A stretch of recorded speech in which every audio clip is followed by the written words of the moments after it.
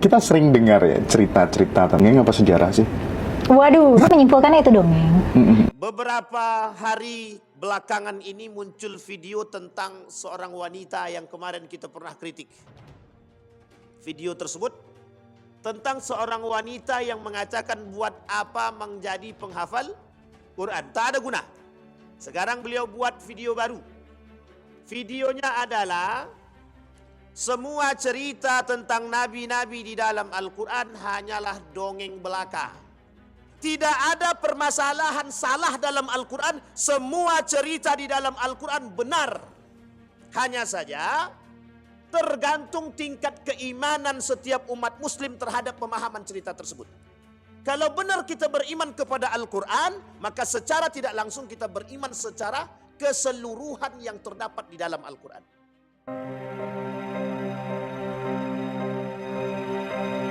Assalamualaikum warahmatullahi wabarakatuh.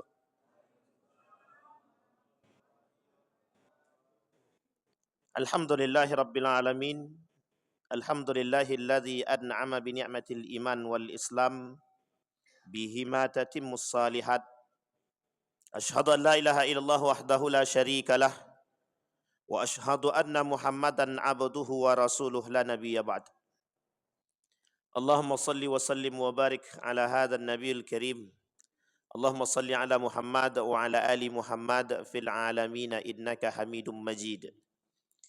Ya ayuhan nasu attaqu rabbakum alladhi khalaqakum min nafsin wahidah wa khalaqa minha zawjaha wa batha minhuma rijalan katsiran wa nisaa'a wattaqullaha alladhi tasaaluna bihi wal arham innallaha kana 'alaikum raqibah.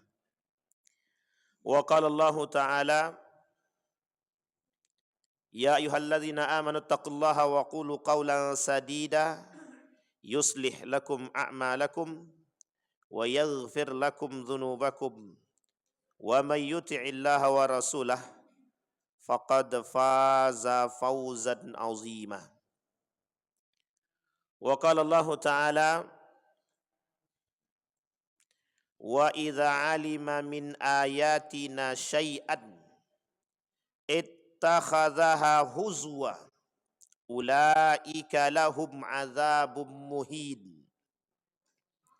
Di dalam surat yang lain Allah berkata wa idza qalu Allahumma in kana hadza huwal haqq min indika fa amtir alaina hijaratan minas samai awi'tina bi'adzabin alim. Surat Al-Anfal ayat 32. Puji syukur kehadirat Allah dengan mengucapkan alhamdulillah rabbil alamin. Bersolawat kepada Nabi dengan mengucapkan Allahumma salli ala Muhammad wa ala ali Muhammad fil alamin innaka Hamidum Majid. Bapak Ibu sekalian yang berbahagia, mudah-mudahan di subuh hari ini Allah limpahkan rahmat dan karunia-Nya kepada kita semua. Allah sehatkan, Allah berkahi, Allah jadikan rumah tangga yang sakinah, mawaddah warahmah. Allah istiqomahkan kita dalam ketaatan. Allah jadikan kita orang-orang yang berjuang di jalan agama. Allah istiqamahkan kita menjadi orang-orang yang selalu bisa bersama baginda Nabi Muhammad SAW, dan kelak kita termasuk orang-orang yang husnul khatimah. Untuk orang tua kita yang telah mendahului kita, Allah tempatkan di tempat terbaik di sisinya. Allah terima amal ibadahnya. Allah kumpulkan bersama orang-orang yang saleh. Kemudian bagi orang tua kita yang masih hidup, Allah sehatkan, Allah kuatkan, Allah limpahkan rezeki. Allah jadikan orang tua kita istiqamah dalam kebaikan dan ketaatan. Amin ya rabbal alamin. Baik Bapak Ibu sekalian yang berbahagia, di subuh ini kita lanjutkan kajian kita tentang perang pemikiran. Masih dalam perang pemikiran juga. Masih kuat Bapak Ibu perang pemikiran nih? Kalau tak kuat angkat tangan aja lah. Kita kasih bendera putih atau bendera merah gitu kan. Baik. Bapak Ibu sekalian yang berbahagia, di dalam perang pemikiran ada metode yang mereka lakukan untuk, atau taktik yang mereka lakukan untuk mendangkalkan akidah kita, dan menjauhkan kita dari nilai-nilai agama dan menjauhkan kita dari nilai-nilai Qur'ani. Salah satu cara yang dia lakukan adalah tashkik, atau strategi yang mereka lakukan adalah tashkik. Sudah kita sampaikan dulu, membuat umat muslim itu ragu dengan agama itu sendiri, agama Islam itu sendiri. Itu satu. Dalam bahasa lain, umat muslim itu dibuat dia ragu dengan kitab suci Al-Quran. Salah satu poin penting dalam rukun iman adalah iman bil kitab. Apa esensi daripada rukun iman? Iman bil kitab. Iman kepada Al-Quran. Apa esensi kita beriman kepada Al-Quran? Esensi daripada iman kepada Al-Quran, kepada kitab adalah mengimani semua yang ada di dalam Al-Quran. Tanpa ada sedikit pun keraguan. Betul apa salah? Baik. Bapak Ibu sekalian yang berbahagia, di dalam Al-Quran itu terdapat berbagai macam bentuk. Ada yang sifatnya khabar, tentang cerita akhir zaman, hari kiamat, para nabi terdahulu, kejadian-kejadian yang telah terjadi, kejadian-kejadian yang akan terjadi, dan menceritakan berbagai macam bentuk cerita, baik itu sifatnya hikmah, kebijaksanaan, perintah, larangan, dan lain sebagainya, beserta hukumnya. Ada semua di dalam Al-Quran. Kita umat mukmin diperintahkan untuk beriman. Maka disampaikan iman bil kitab. Beriman kepada kitab. Tetapi Bapak Ibu sekalian yang berbahagia, kalimat itu tidak sampai di situ. Kalimat itu tidak sampai di situ. Kenapa? Karena Allah juga menurunkan ayat-ayat di dalam Al-Quran yang itu merujuk kepada karakter manusia yang Allah nisbatkan kepada bentuk manusia-manusia yang lain. Maksudnya apa? Contohnya, ada ayat di dalam Al-Quran tentang manusia yang suka mengolok-olok. Siapa yang diolok-olok oleh manusia? Al-Quran itu sendiri. Baik Bapak Ibu.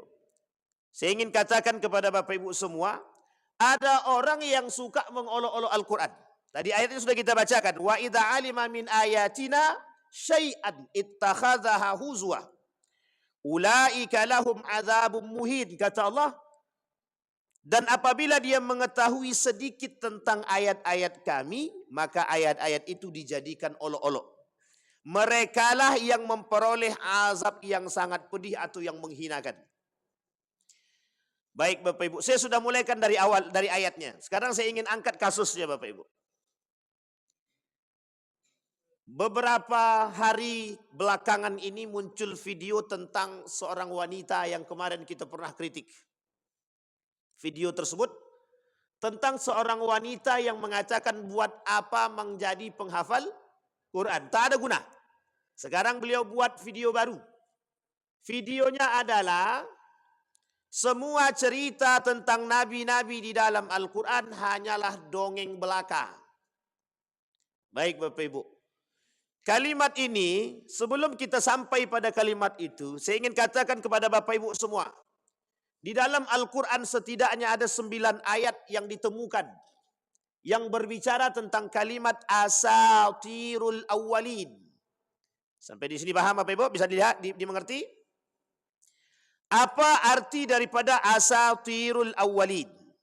Idza tutla alaihi ayatuna qala asatirul awwalin. Kita artikan. Apabila dibacakan kepadanya ayat-ayat kami, ia berkata ini adalah dongeng-dongengannya orang-orang dahulu kala. Mereka katakan bahwa ayat Al-Quran itu dongengnya orang-orang dahulu. Yang berkata ini Yahudi dan Nasrani. Ada 9 ayat di dalam Al-Quran tentang kalimat asatirul awwalin. Mereka menganggap apa yang ada di dalam Al-Quran itu hanya dongeng-dongeng belaka. Hanya sekedar dongeng. Bentuk atau wujud cara mereka untuk mengolok-olok ayat Al-Quran. Setelah mereka katakan tidak ada gunanya menghafal Al-Quran, menjadi penghafal Quran itu tidak baik, tidak bermanfaat dan lain sebagainya. Mereka hinakan para penghafal Quran dengan mengatakan tingkat pemahaman yang sangat rendah sekali. Oke. Tapi kemudian muncul pemahaman yang lain. Yang mereka katakan bahwa Al-Quran ini adalah sekedar cerita dongeng belaka. Kalau dia cerita dongeng, berarti cerita-cerita yang tidak ada realitanya, tidak ada kenyataannya. Maka ketika dihadapkan kepada mereka tentang cerita-cerita dalam Al-Quran, apa mereka kata? Mana buktinya? Mana arkeologinya? Mana peninggalannya? Mana sejarahnya? Sampai hari ini kata mereka, tidak ada satupun yang bisa membuktikan kenyataan cerita daripada Nabi Adam alaihissalam. Cerita daripada Nabi Nuh. Cerita Ashabul Kahfi. Sehingga kata mereka, itu sekedar dongeng yang dipetik ceritanya di dalam Al-Quran, yang diambil hikmahnya. Sekarang saya petik dari beberapa kaum liberal. Saya ambil satu pernyataan kaum liberal, dia nanti kita sampaikan 3 model saja. Dan 3 model itu coba kita bahas. 1, ada seorang profesor, hari ini sudah profesor ya, mengatakan kepada kami, dengan lantangnya dia kata begini, bukan masalah benar atau salahnya cerita di dalam Al-Quran, tetapi bagaimana cara umat muslim mengambil hikmah di balik cerita tersebut. Sampai di sini bisa dipahami Bapak Ibu? 1. Ulil Absar Abdallah dalam bukunya menuliskan tentang permasalahan cerita di dalam Al-Quran itu sangat tidak rasional. Masa iya hanya karena permasalahan sepele masyarakat atau manusia harus dihancurkan dan di bumi hanguskan? Seperti cerita Nabi Nuh. Masih ingat ya Bapak Ibu ya? Cerita Nabi Nuh itu gimana? Hanya karena tidak taatnya masyarakat kepada perintahnya Nuh. Nuh berdoa kepada Allah. Allah turunkan kepada mereka azab yang sangat pedih. Gitu dia. Kata Ulil Absar Abdallah, tidak masuk akal itu. Masih ingat ya kalimat ini ya? Itu Ulil Absar Abdallah yang bilang. Saya coba buka kembali lembaran terdahulu. Saya buka bukunya Manak Khalil Kahtan tentang ulumul Quran dalam bahasan cerita-cerita di dalam Al-Quran. Kita temukan Pak, ternyata bukan hanya itu. Itu baru bagian kecil saja orang-orang yang telat membahas Al-Quran. Ternyata ada yang lebih dahsyat daripada itu. Apa yang lebih dahsyat? Mereka mencoba mengotak-atik ayat Al-Quran. Mereka mencoba mengotak-atik, memunculkan formulasi yang baru bagaimana cara mentafsirkan ayat Al-Quran yang bisa menyesuaikan kondisi zaman. Baik, sekarang yang ketiga pernyataan mereka. Ini saya ambil 3 saja karena banyak sekali permasalahan mereka tentang Al-Quran. InsyaAllah kita lanjut. Apa kata mereka yang ketiga, pernyataan mereka tentang Al-Quran? Al-Quran ini sangat tidak relevan lagi dengan keadaan zaman dan perlu adanya pembaharuan dari beberapa ayat-ayat dalam Al-Quran untuk menyelaraskan kondisi zaman. Oke Bapak Ibu ya, 3 poin. Sudah bisa dipahami 3 poin ini? Baik, sekarang kita coba bahas. Kalimat itu sudah disampaikan oleh Allah di dalam Al-Quran ketidakpercayaan orang-orang Yahudi dan Nasrani terhadap ayat Al-Quran. Kita ambil cerita Isra wal Mi'raj. Bentar lagi kan? Cerita Isra wal Mi'raj itu cerita perdebatan para ulama terkait kebenaran cerita-cerita di dalam Al-Quran. Apa kata mereka? Isra wal Mi'raj itu tidak bisa dipercaya oleh akal. Makanya mohon maaf Bapak Ibu, Isra wal Mi'raj itu yang percaya kepada cerita itu siapa? Cuman 1 orang. Pada masa itu, yang keimanan mereka sudah terjamin, yang percaya cuma Abu Bakar. Sisanya, itu zaman dulu. Nabi masih hidup. Kalau sekarang, di otak-atiknya otak kita, agar kita meragukan ayat Al-Quran tadi. Jangankan permasalahan itu. Kalau kita temukan ayat-ayat di dalam Al-Quran, banyak sekali ayat-ayat yang menurut mereka tidak bisa diterima oleh akal. Baik. Sudah bisa kita pahami Bapak Ibu? Kita ambil permasalahan tadi, kita bahas satu-satu. Yang pertama, kalimat ini adalah kalimat sederhana tapi sangat membuat iman kita dangkal atau akidah kita rusak. Kata beliau, kata profesor tersebut, saya tak sebutkan nama, karena kalau saya sebutkan nama pasti kenal. Pasti kenal. Apalagi beliau guru saya, jadi saya tak berani sampaikan nama dia. Apa kata beliau? Bukan permasalahan benar atau salahnya cerita di dalam Al-Quran, tapi bagaimana kita mengambil dan memetik hikmah di balik itu semua. Kita bantah kalimat ini dulu. Kalimat ini betul apa salah? Kini kalimat yang paling salah. Inilah kalimat yang paling samar-samar dan mudah membuat dangkal akidah orang lain. Terkhusus umat muslim. Kenapa demikian? Karena hampir 80% orang akan percaya dengan perkataan itu. Bukan permasalahan benar atau salahnya cerita di dalam Al-Quran, tapi bagaimana cara kita memetik pelajaran dan hikmah di balik cerita tersebut. Betul apa salah? Betul apa salah? Salah. Yang benar adalah tidak ada benar, tidak ada salah. Semua di dalam Al-Quran benar secara mutlak. Sampai di sini paham? Kalau ada yang meragukan ayat Al-Quran, berarti mereka sudah meragukan Allah. Bayangkan bahasanya sederhana, halus, tapi sangat merusak akidah. Yang ngomong profesor. Saya tidak bahas itunya. Yang ingin saya bahas, mengapa mereka bermain dari segi bahasa. Ingat itu, mengapa mereka bermain dari segi bahasa? Kita telusuri.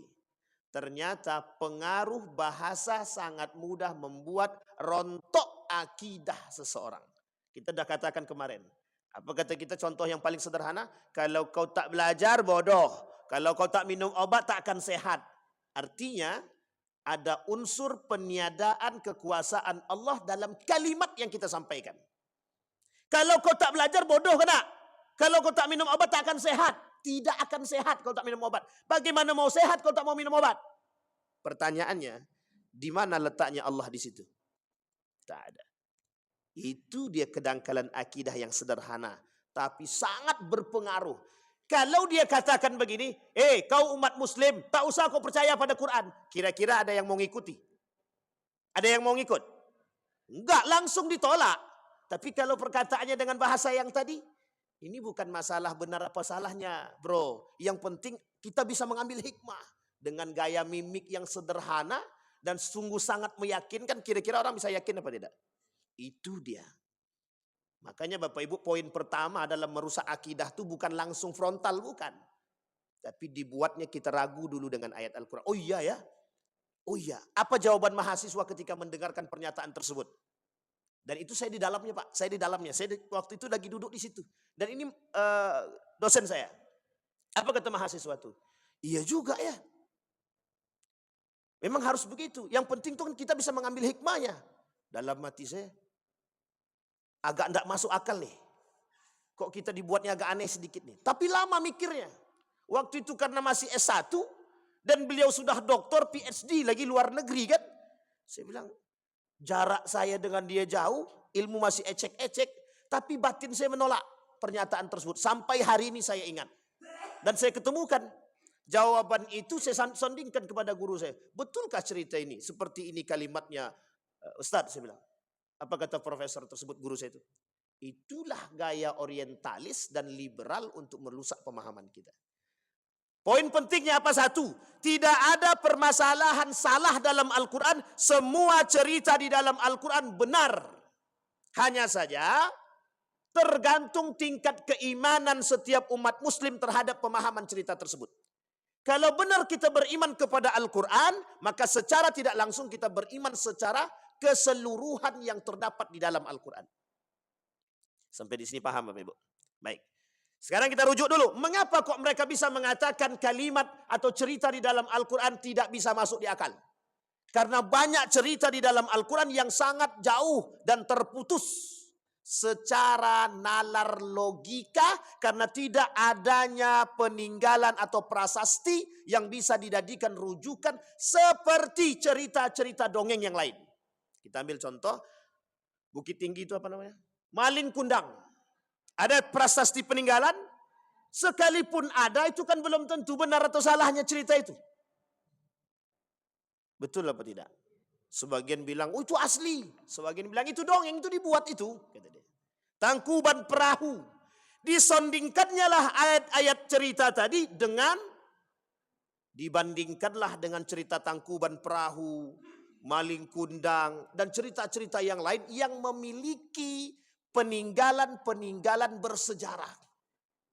Maka otak mahasiswa tadi berpikir, betul juga perkataan Ustadz ini. Sampai di sini sudah bisa dipahami. Ini kalau saya ngomong di sini, ini karena ngomong karena perang pemikiran aja. Tapi kalau profesornya yang ngomong, saya yakin kita ragu semua.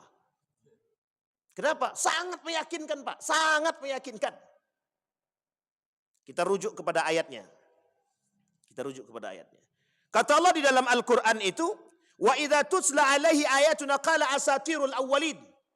Ketika dibacakan kepada mereka atau kepada kami ayat-ayat tersebut, mereka katakan bahwa itu dongeng-dongeng belaka orang terdahulu. Artinya apa?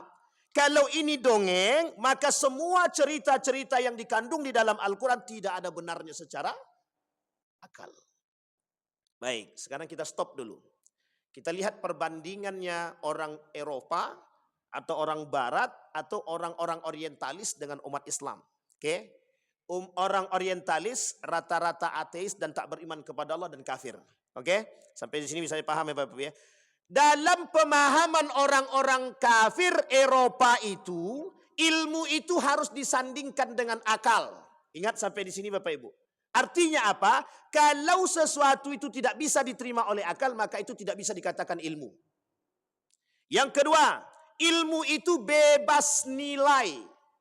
Profesor Dr. Hamid Fahmi Zarkasi mengatakan ilmu itu kata mereka orang Barat bebas nilai. Anda mau cerdas tapi tak beradab tidak ada masalah. Yang penting Anda punya ilmu. Makanya bahasa ini sering kita dengarkan. Apa bahasa yang sering kita dengarkan?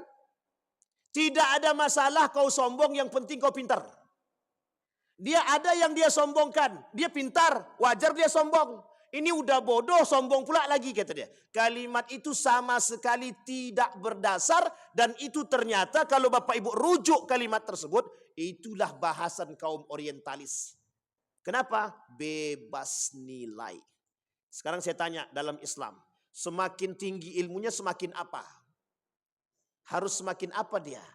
Kalau bahasa ilustrasinya semakin berilmu semakin seperti ilmu padi kata dia kan. Semakin berilmu semakin salah. Yang benar, kalau dia berilmu dengan keimanan. Kalau cuma ilmu doang tanpa iman tidak sama. Mereka akan menjadi orang yang semakin meninggi. Ternyata yang membuat rendah mereka dan tunduknya mereka karena iman. Sampai di sini bisa dipahami Bapak Ibu ya. Semakin berilmu dia dan beriman dia, barulah dia dikatakan semakin merunduk.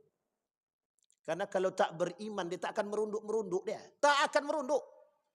Ternyata yang bisa menundukkan kesombongan dalam diri kita adalah iman.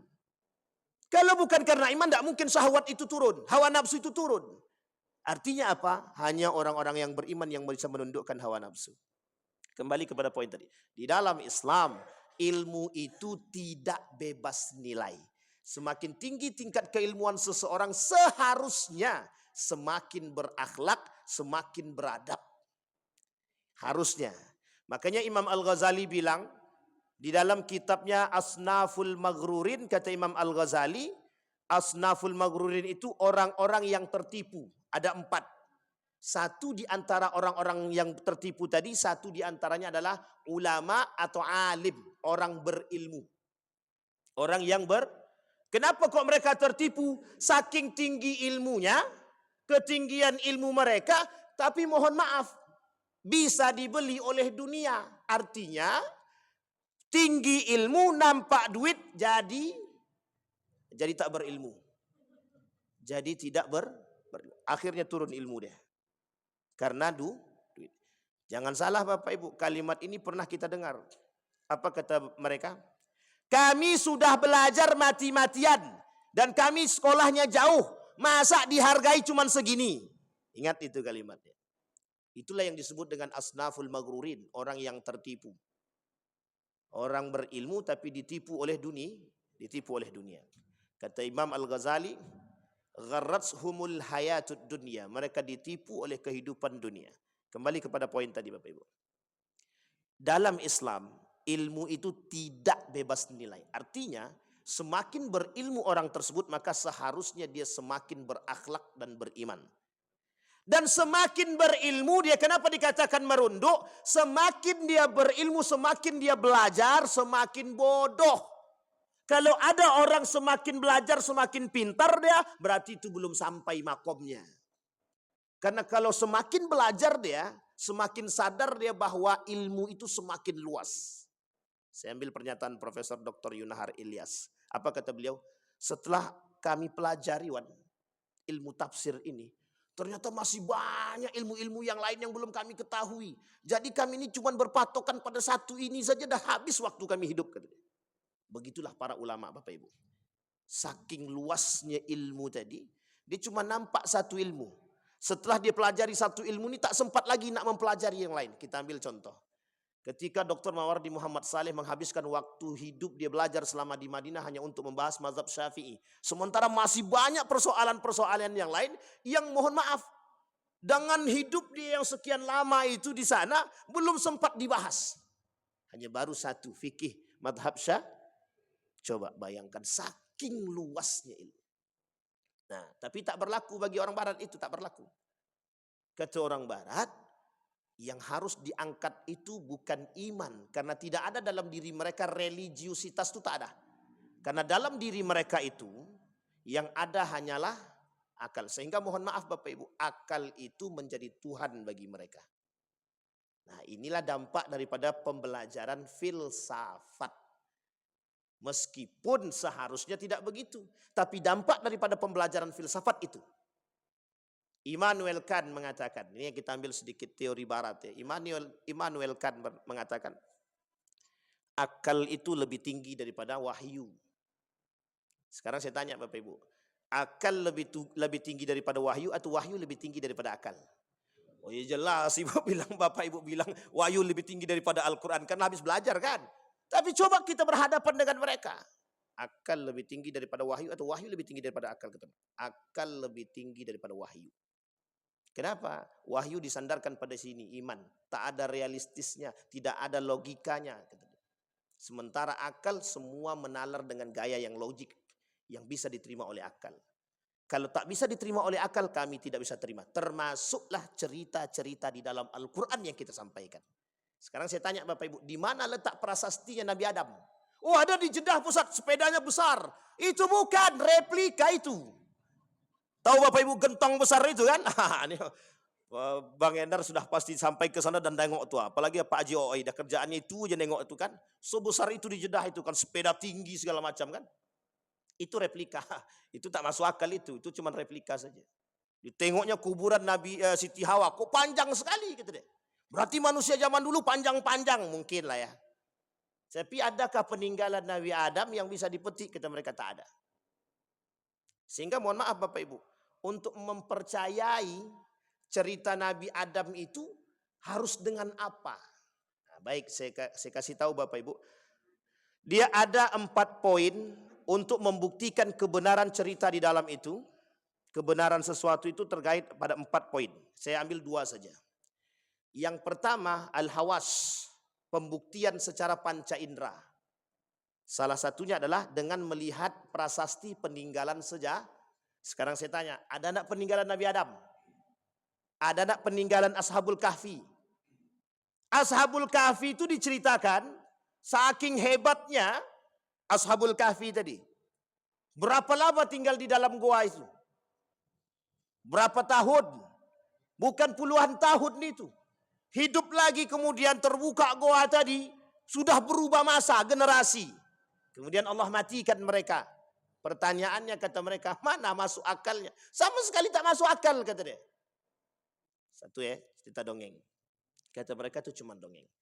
Kalau kita berbicara tentang peninggalan, tidak ada peninggalan yang bisa meyakinkan. Contoh, mereka katakan bahwa Borobudur, ini jelas bukti sejarah yang menunjukkan kepada dunia bahwa ada gambaran-gambaran peninggalan tersebut. Coba. Dan diakui oleh dunia. Diakui oleh dunia. Yang kedua Bapak Ibu, ada yang disebut dengan khabar sadik. Ini yang tidak dipahami oleh kaum orientalis. Yang kita sebut laulal isnad laqala man sya'a ma sya'a. Kalau bukan persoalan sanad, kalau bukan persoalan antara satu dengan yang lain, cerita yang kita dapat dari generasi ke generasi, kebenaran orang-orang yang jujur dan lain sebagainya, maka kita tidak bisa menerima itu. Kita ambil contoh. Ada orang di depan kita saat ini sangat kita akui. Orangnya baik, cerdas, jujur, jarang mau berdusta misalkan. Maka mesti apa yang dia katakan kita bisa percaya. Dan itu sudah menjadi sesuatu yang lumrah di tengah manusia hari ini. Artinya apa? Kejujuran seseorang itu menjadi penyebab dipercayanya atau tidak dipercayanya perkataan seseorang. Betul apa salah? Sekarang saya tanya, tahu Bapak Ibu karakter dia pendusta, kira-kira Bapak Ibu mau percaya nggak? Nggak tak. Tapi tak pernah berdusta dia Ustaz. Kira-kira kalau dia ngomong kita percaya nggak? Percaya. Itu yang tidak dipercayai oleh kaum orientalis. Namanya khabar sadik. Cerita kebenaran. Dari mana kita bisa tahu cerita itu? Dari generasi. Dari mana generasi tersebut tahu cerita tersebut? Daripada ulama. Dari mana ulama tahu? Daripada tabi'in. Dari mana tabi'in tahu? Daripada tabi'in. Dari mana tabi'in tahu? Daripada sahabat. Dari mana sahabat tahu? Daripada baginda Nabi Muhammad SAW. Sampai di sini paham Bapak Ibu? Dari mana Nabi Muhammad SAW tahu cerita tersebut? Selain dari kekuasaan Allah, Nabi juga mendapatkan cerita itu dari orang-orang yang memang sudah teruji keimanan mereka dan kejujuran mereka. Sampai di sini paham Bapak Ibu? Inilah yang disebut dengan sanad. Pentingnya sanad untuk mengetahui kebenaran. Dan itu oleh kaum orientalis ditolak secara mentah-mentah. Kenapa kita katakan mereka menolak itu? Karena memang tidak bisa diterima secara hawas, panca indera, dan mereka tolak secara akal. Sampai di sini sudah paham Bapak Ibu? Sehingga mohon maaf, ini poin pentingnya. Sehingga kata mereka, untuk meruntuhkan keimanan mereka, yakinkan mereka secara akal. Yakinkan kami secara akal, adakah cerita di dalam Al-Quran yang bisa kami terima dengan akal kami yang berupa peninggalan. Sehingga kata orang-orang sekarang tak bisa kita mengatakan bahwa ada peninggalan Nabi Adam, Nabi Nuh dan lain sebagainya. Sehingga mohon maaf cerita Nabi Musa dan lain sebagainya itu sangat tidak masuk akal kata mereka. Disinilah mereka katakan asatirul awwalin. Dongengnya orang-orang terdahulu.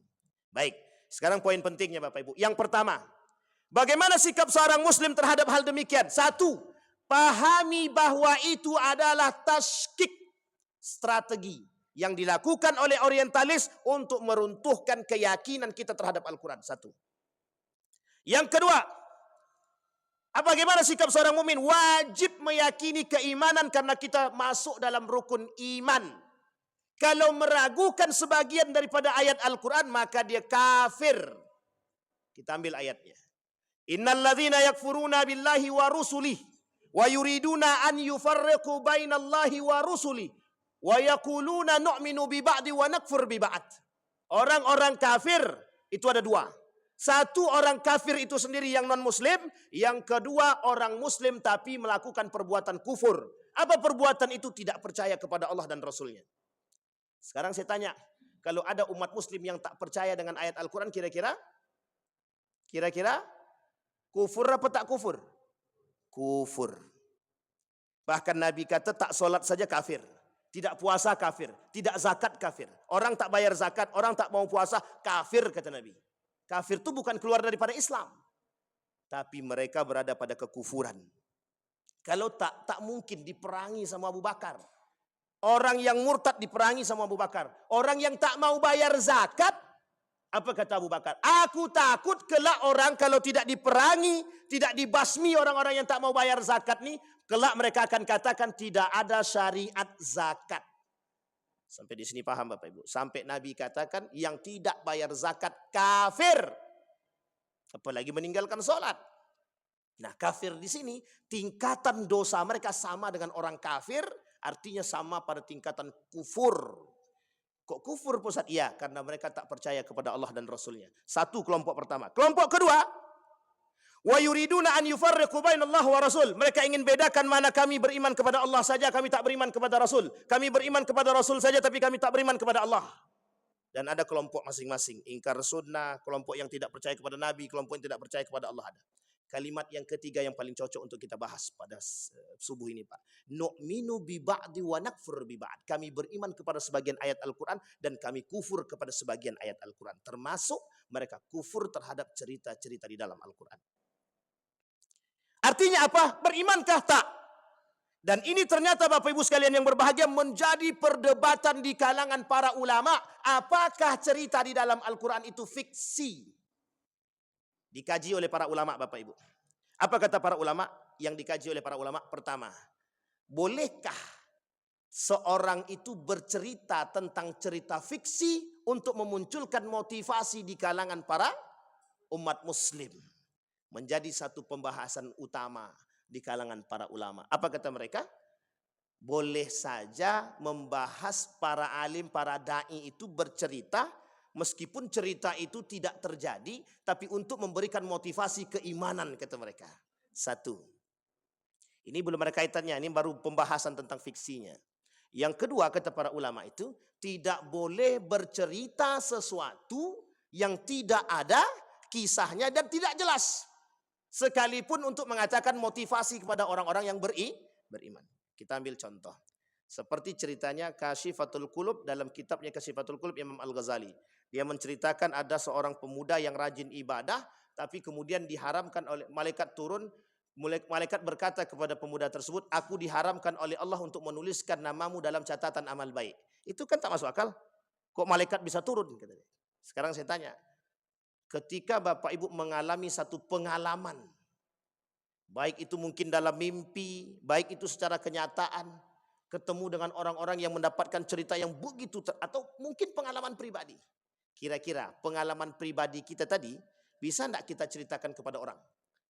Aku tadi tadi bertemu dengan orang yang besar sekali. Dia kasih aku duit yang begitu besar, yang begitu banyak, kata dia. Dia kasih aku emas. Tiba-tiba Bapak Ibu cerita sama orang lain. Tadi aku ketemu si Anu tuh. Si Anu mana? Orangnya besar sekali. Ingat Bapak Ibu. Kira-kira percaya enggak orang tadi? Kenapa dia tak percaya? Kenapa dia tak percaya? Baik, sekarang saya tanya, kalaulah kita sering melihat ada orang bisa berjalan di atas awan. Misal, setiap hari kerjaan kita melihat ada orang bisa berjalan di atas awan. Kira-kira itu bisa enggak menjadi sebuah kebiasaan? Bisa enggak menjadi sebuah kebiasaan? Misal, kita lihat Pak Waka bisa berjalan di atas awan, berjalan di atas angin misalkan.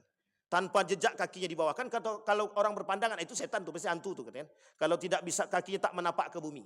Tapi kalau itu menjadi sebuah tradisi, kira-kira bisa dipercaya atau tidak? Itulah Bapak Ibu kenapa kaum orientalis membuktikan dengan akal. Karena apa? Karena mereka tidak mengalami pengalaman-pengalaman seperti itu. Andai kata itu dialami secara nalar maka akan diterima. Tapi karena tidak dialami mayoritas manusia maka tidak bisa diterima oleh akal. Itulah bahasa mereka hawas.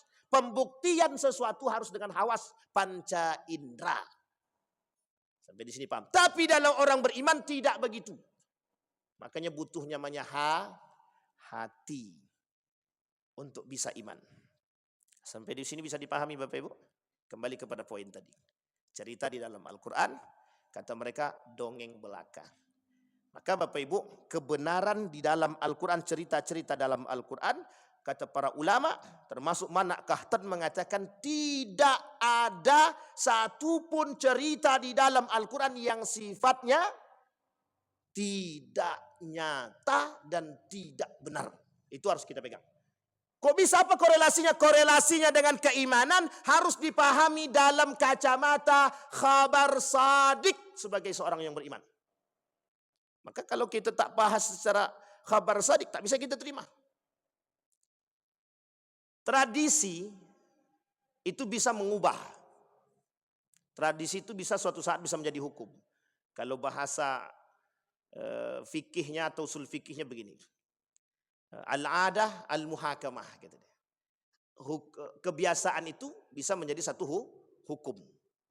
Kalaulah semua orang di muka bumi ini berjalan di atas angin, semua akan mengatakan itu biasa gitu. Tapi kalau itu cuma langka dan hanya dialami oleh personal saja, maka mereka akan katakan itu tak masuk akal gitu. Sampai di sini karena dia tidak merasakan. Tapi bagi sebagian, nah kita ambil Bapak Ibu satu. Ada seorang namanya Neil Ghausam yang sering saya ceritakan di sini. Orientalis yang mempelajari ilmu astronomi kemudian dia masuk Islam. Itu pengalaman pribadi. Bagaimana dia masuk Islam bukan karena ayat astronomi saja.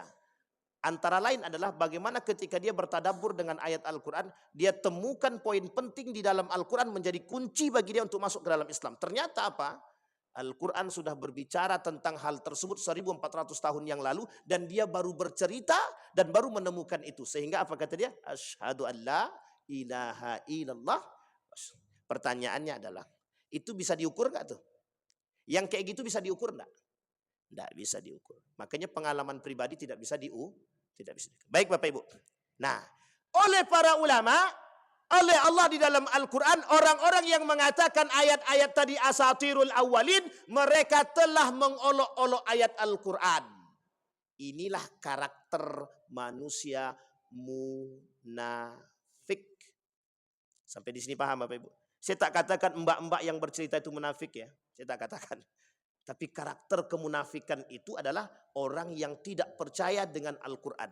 Bahkan Allah kata, nu'minu bi ba'di wa nakfur bi ba'd. Akan ada orang-orang golongan-golongan manusia dari kalangan umat muslim itu yang beriman kepada sebagian ayat Al-Quran, tapi mereka kemudian sebagian lagi kufur.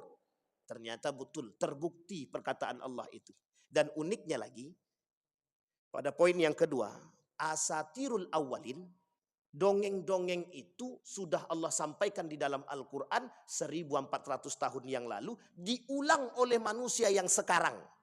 Diulang oleh manusia yang sekarang di tahun 2024 akhir. Coba. Berarti berapa jauh jaraknya itu? Jauh sangat. Artinya apa? Kenapa kok jauh? Karena kata Allah cerita itu akan terus berulang. Akan muncul manusia-manusia yang memang tidak mau percaya terhadap Al-Quran. Kita lihat Bapak Ibu. Ada enggak hadis Nabi yang berbicara tentang tanda hari kiamat itu? Salah satunya orang yang tidak mau berpegang teguh dengan Al-Quran. Kata Nabi, ala inna min asyratis sa'ah an tutlal masnad fala yujad man yughayyiruha qila lahu wa mal masnatu qala maktutiba min kitabin ghairil Qur'an wa fi riwayatin ma kutiba siwa kitab Allah. Ketahuilah di antara tanda-tanda hari kiamat adalah dibacakannya al-masna dan tidak ada seorang pun yang dapat melarangnya. Maka ditanyakan kepada beliau, apa itu masna? Beliau menjawab, kitab-kitab yang ditulis selain daripada Al-Quran. Sekarang kita lihat, mana sandaran yang paling kuat hari ini? Mohon maaf ya, dalam dunia akademik, kalau dia tulisan tersebut tidak bisa diterima dengan secara, mohon maaf, secara ilmiah, mereka tolak secara mentah-mentah. Makanya mohon maaf Bapak Ibu, nah ini ada prof di samping kita nih, tanyalah sama. Sekarang lagi gencar-gencarnya dosen-dosen itu Scopus. Uniknya Scopus itu bisa dibayar hari ini. Saya pernah duduk dengan para, mohon maaf saya anggap itu kaum orientalis lah. Bukan kaum orientalis, kaki tangannya orientalis lah gitu. Saya dulu Bapak Ibu pernah duduk, kemudian menjadi staf jurnal. Dan ada satu artikel yang menurut saya bagus ketika itu karena dia banyak membahas tentang Al-Quran. Datanglah 3 doktor ketika itu. Yang satu lulusan Amerika, yang satu lulusan Belanda, yang satu lulusan Australia. Apa kata mereka? Ini kepada saya Bapak Ibu, apa kata mereka? Yang kayak gini tulisan-tulisan banyak ayat Al-Quran ini, buang. Tidak bisa masuk. Ngapa pula Quran dibahas-bahas? Kita harus cari logikanya. Kita harus cari keilmiahannya. Kalau kayak ini yang kita bahas ada guna, kata dia. Itu depan saya Bapak Ibu ngomongnya. Awak sendiri Bapak Ibu. Baru S2 baru. Apa kata mereka? Kau baru S2 katanya. Coba. Saya pernah berdebat dengan mereka itu tentang Syiah. Apa kata dia? Ini kaum liberal nih Bapak Ibu. Karena memang waktu itu hari-hari saya dengan teman-teman liberal itu. Apa kata mereka? Mana ada peran ulama Sunni dalam kemerdekaan Republik Indonesia, kata dia. Yang paling besar itu peran ulama Syiah, kata dia. Saya bilang, kok bisa begitu? Saya lihat tunjukkan buku, apa jawaban beliau? Udah, kau belajar dulu aja. Kau kan belum selesai S2-nya, katanya. Kebetulan saya memang belum selesai, baru mau menyelesaikan. Apa kata dia? Kunci jawaban mereka di akhir, selesaikan S2-mu. Kami sudah PhD. Kami sudah doktor.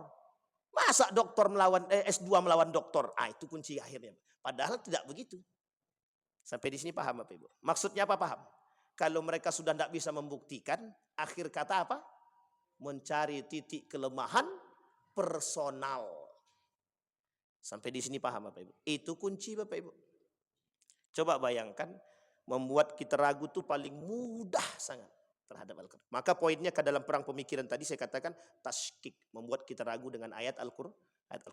Baik, kembali kepada poin tadi Bapak Ibu. Nah sekarang, bagaimana cara kita mengimani? Poin kedua adalah wajib bagi setiap muslim beriman kepada ayat Al-Quran. Mau itu ceritanya bisa diterima oleh akal ataupun tidak bisa diterima oleh akal. Perdebatan para ulama tentang Isra wal Mi'raj dengan kaum orientalis salah satunya Bapak Ibu. Salah satu di antara cerita yang mereka tidak bisa terima selain daripada Ashabul Kahfi adalah cerita tentang Isra wal Mi'raj yang sebentar lagi mau diperingati oleh umat muslim. Di mana letaknya kata dia? Di mana letak logikanya satu malam habis kalau macam? Ternyata ada seorang ilmuwan yang melakukan penelitian kecepatan cahaya dan kecepatan cahaya itu sebanding dengan perjalanannya buruk di malam hari. Yang dilakukan penelitian oleh seorang ilmuwan muslim dari Amerika. Terbantahkan kalimat tersebut. Artinya masuk akal. Apa contohnya? Naik pesawat hari ini. Dari sini kita naik pesawat 2 jam kita sudah sampai ke Yogyakarta. Coba kita naik bis. Atau jalan kaki. Sekarang pertanyaannya. Bisakah diterima oleh akal? Kalau zaman dulu tak bisa diterima. Karena tak ada pesawat. Tapi coba setelah ada pesawat, bisa tidak diterima? Kita ambil contoh yang paling sederhana begitu Bapak Ibu. Artinya apa? Sebuah kebiasaan itu bakal bisa menjadi membuktikan sesuatu yang tidak bisa dibuktikan. Sampai di sini bisa dipaham Bapak Ibu? Maka kata Allah ancamannya adalah, maka celakalah bagi mereka yang mengatakan atau berdusta terhadap ayat Al-Quran. Poin kita yang ketiga. Sikap seorang mukmin yakini bahwa orang yang mendustakan Al-Quran adalah orang-orang yang dilaknat oleh Allah. Dan mereka Allah masukkan ke dalam neraka jahanam. Kenapa kok bisa begitu? Karakternya masuk dalam kategori karakter manusia munafik yang oleh Allah, orang munafik Allah masukkan ke dalam neraka jahanam dan mereka berada di kerak-kerak api neraka. Fit darkil asfal minan nar. Wailun likulli afakin athim. Kecelakaanlah yang besar bagi tiap-tiap orang yang banyak berdusta, lagi banyak berdosa. Kemudian, yasma ayat Allah tusla alaihi thumma yusirru mustakbira ka'an lam yasma'ha fabashirhu bi'adzabin alim. Apa kata Allah dalam Al-Quran? Dia mendengar ayat-ayat Allah dibacakan kepadanya, kemudian dia tetap menyombongkan diri mereka seakan-akan mereka tidak pernah mendengarnya. Maka beri kabar gembiralah kepada mereka bahwa Allah akan mengazab mereka dengan azab yang sangat pedih. Kita ambil contoh. Perempuan yang berbicara dan mengatakan bahwa Al-Quran itu atau cerita Nabi itu adalah dongeng belaka, dia mengaku sebagai seorang penghafal Quran. Uniknya dia tak berjilbab lagi sekarang. Dan dilakukan uji coba tes Quran sama beliau. Dan ternyata bisa. Sehingga mohon maaf, nambah kekaguman orang-orang yang cinta dengan fans berat dengan liberal. Apa kata orang liberal? Wah, itu yang benar.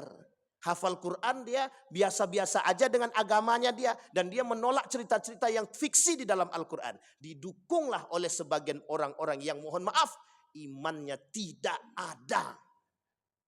Sampai di sini bisa dipahami Bapak Ibu? Bisa dipahami Bapak Ibu? Baik. Maka yang perlu kita pahami apa?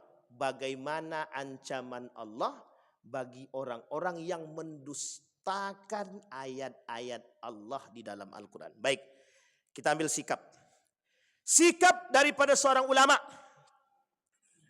Namanya Manna' Khalil Qahtan. Dalam kitab beliau Al-Mabahis fi Ulumil Quran. Dan saya juga merujuk kepada pemahaman seorang ulama, Dr. Fahmi Salim. Kata beliau, cerita di dalam Al-Quran tidak ada yang fiksi dan tidak ada yang dongeng. Semuanya benar. Hanya saja wajib bagi setiap umat mukmin mengimaninya dalam tatanan keimanan sama seperti yang lain. Iman kepada Allah, iman kepada Rasulnya, iman kepada kitab-kitab, iman kepada malaikat, dan lain sebagainya. Kata beliau, kalaulah umat muslim itu beriman kepada sebagian ayat saja dalam Al-Quran, mereka termasuk orang-orang yang kufur akan Allah dan Rasulnya. Sampai di sini bisa paham Bapak Ibu? Itu sikap kita. Itu baru cerita satu saja, Asatirul Awwalin. Dan kita sudah bahas itu, dan dalam, mohon maaf Bapak Ibu, dalam buku tulisannya Ulil Absar Abdallah, sekian banyak, mohon maaf, sekian banyak pelecehan yang dia lakukan terhadap ayat Al-Quran. Nah, kita baru bahas satu saja. Baru bahas satu sikap mereka terhadap Al-Quran. Baik Bapak Ibu. Sampai di sini Bapak Ibu ada pertanyaan? Kalau tak ada pertanyaan kita lanjut sebagai penutup. Ada pertanyaan Bapak Ibu? Enggak Ustaz, ini agak susah sedikit mau ditanya. Entah tahu apa yang mau ditanyakan kan begitu. Baik. Sudah Bapak Ibu ya. Jadi Bapak Ibu kalau ada yang berbicara bukan masalah benar atau salahnya cerita dalam Al-Quran, tapi bagaimana cara kita mengambil hikmah, pernyataan itu salah kaprah, salah besar. Yang benar adalah semua cerita di dalam Al-Quran wajib diimani. Satu. Yang kedua, apa permasalahan asatirul awalin? Perlu dipahami, kalimat asatirul awalin sudah disampaikan oleh kaum Yahudi dan Nasrani 1400 tahun yang lalu. Tujuan mereka apa? Untuk mengolok-olok Al-Quran dan ingin mengatakan kepada dunia bahwa Muhammad penipu. Nanti kita bahas pada poin yang akan datang. Masalah perkataan Muhammad ini penipu, Muhammad ini pendusta, nanti kita bahas di pertemuan yang akan datang. Sampai di sini paham Bapak Ibu? Itu poin yang kedua. Poin yang ketiga, ketika mereka mengatakan bahwa dongeng-dongeng Al-Quran itu adalah cerita-cerita dalam Al-Quran itu adalah dongeng, mereka ingin katakan kepada kita bahwa Al-Quran itu tidak ilmiah dan tidak cocok untuk diamalkan. Sampai di sini paham? Baik. Sikap seorang muslim, sikap seorang mukmin, bukan muslim, sikap seorang mukmin. Kalau muslim itu masih bisa kita ragu-ragukan. Tapi sikap seorang mukmin terhadap hal demikian wajib berada pada posisi keimanan yang kokoh terhadap pemahaman dia terhadap Al-Quran. Kenapa? Rukun iman. Kata Said Hawa, salah satu yang merusak syahadat seseorang adalah ketika dia mengatakan bahwa Al-Quran itu bukan mukjizat. Ketika dia katakan bahwa Al-Quran itu didapati keraguan-raguan di dalamnya. Maka kata Allah mulai dalam surat Al-Baqarah itu la raiba fihi, artinya di dalam Al-Quran tidak ada keraguan-keraguan. Maka yang terakhir Bapak Ibu, apa yang harus kita pahami? Pahami bahwa hal tersebut pelecehan terhadap Al-Quran. Baik Bapak Ibu sekalian yang berbahagia, alhamdulillah mudah-mudahan di subuh hari ini dengan mengajukan bantahan terhadap pemikiran kaum-kaum liberal tadi, dia bukan tanpa dasar Bapak Ibu. Mohon maaf, bukan tanpa dasar sebenarnya.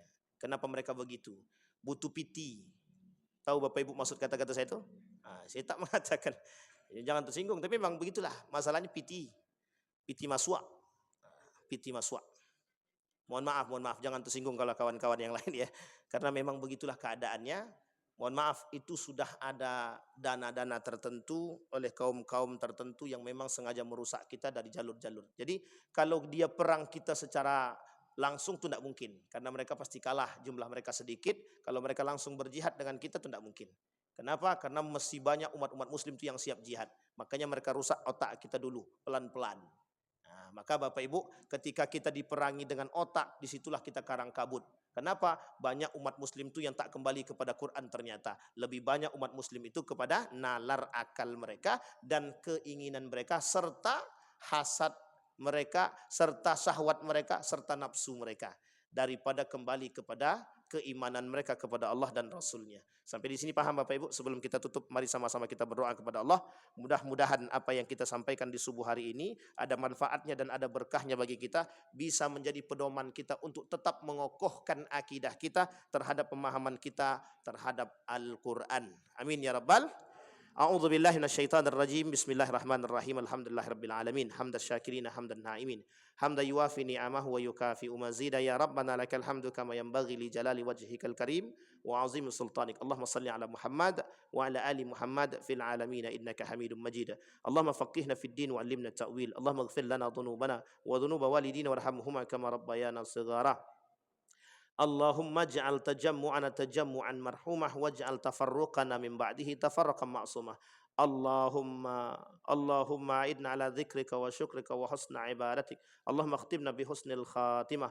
Allahumma inna nas'aluka imanan kamila wa yaqinan sadiqa wa amalan salihan maqbula wa tijaratan lan tabur.